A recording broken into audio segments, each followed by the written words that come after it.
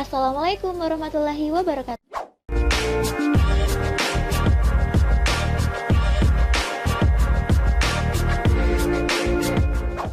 Halo sahabat Nalar, apa kabar semua? Perkenalkan, saya Jihan Feriosina dari staf Divisi Puspit. Pada video kali ini, kita akan mereview salah satu buku karangan Kalis Mardiasih. Beliau berasal dari kota Blora, Jawa Tengah dan merupakan lulusan Universitas 11 Maret Surakarta. Ia merupakan esais muda yang juga konsisten menuliskan isu-isu di berbagai media secara daring. Buku yang ditulis diantaranya Hijrah Jangan Jauh-Jauh, Nanti Nyasar, dan Muslimah yang diperdebatkan.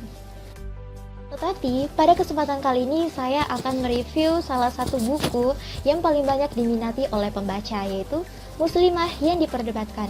Buku ini berisi tentang pemikiran, perenungan, sekaligus curahan hati seorang perempuan.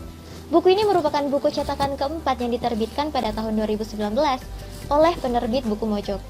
Buku ini dirangkai dalam 202 halaman dengan berbagai topik pembahasan yang beragam dan tentunya berkaitan dengan muslimah.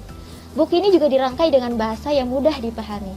Pada buku ini, terdapat berbagai topik yang dibahas, beberapa diantaranya, jilbab bukan simbol kesolihaan, perempuan yang sekolah tinggi memang tidak berminat menikahi ayahnya cepat, selembar kain kerudung di kepala politikus perempuan, Islam di mata orang asing, dan masih banyak lainnya. Yuk mulai membaca buku ini.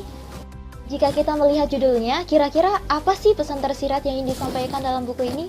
Apa sih maksud dari muslimah yang diperdebatkan? Topik yang dibahas dalam buku ini sangat dekat dengan kalangan muslimah pada khususnya. Berbagai sudut pandang tentang muslimah dan bagaimana perasaan muslimah jika disandingkan dengan isu-isu perempuan di berbagai kondisi. Muslimah di Indonesia telah terbiasa mengambil peran di ruang publik dalam berbagai ragam profesi. Seiring perkembangan zaman, banyak muslimah yang percaya diri mengembangkan dirinya di lingkungan bisnis. Dalam buku ini diulas bahwasannya sebagian fenomena jilbab di Indonesia yang mewakili sosok perempuan berlawanan arah dengan kemajuan. Di televisi sering dicitrakan tokoh sinetron berjilbab adalah mereka yang soleha tetapi lemah dan tidak bisa mengambil keputusan. Di kehidupan sehari-hari, perempuan tampil di ruang publik sebagai politikus.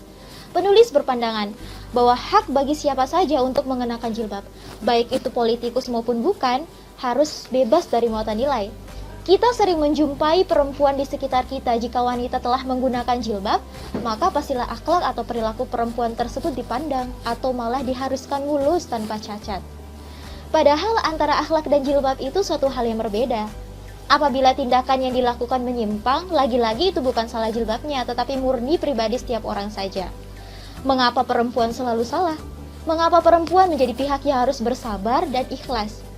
Kita pasti sering mendengar atau melihat berita melalui media cetak maupun elektronik mengenai seseorang perempuan yang hamil di luar nikah, pernikahan dini, dan berita lainnya yang menjadikan perempuan sebagai pihak yang tersisih. Bagaimana sih pandangan kalian tentang hal tersebut? Isu tentang perempuan memang begitu kompleks. Dalam buku ini, Kalis memotret kisah-kisah perempuan, diantaranya Adarat dan kawan-kawannya yang harus menjadi pelacur karena human trafficking, Kaki Niputu Karyani yang dipotong suami karena kekerasan dalam rumah tangga. Membaca buku ini bisa membuka pikiran bagaimana seharusnya kita bersikap dan bersosial. Menanggapi masalah-masalah dengan melihat berbagai sudut pandang, dinding pembatas kemerdekaan perempuan berjenis 3, yaitu tradisi, agama, dan kapitalis. Oleh karena itu, diskusi-diskusi perempuan dan Islam perlu ditingkatkan. Pada bagian akhir buku ini, penulis seolah menyuarakan bahwa ia rindu akan suara kaum laki-laki yang mau menyuarakan hak perempuan. Bukankah dulu Rasulullah pun begitu memuliakan perempuan? Buku ini menjadi salah satu buku sangat inspiratif bagi siapa saja yang membacanya. Membaca bukan hanya sekedar kata kerja, tetapi menemukan makna dari setiap bacaan. Yuk budayakan membaca dan temukan manfaatnya. Salam literasi. Sampai jumpa lagi sahabat nalar. Wassalamualaikum warahmatullahi wabarakatuh.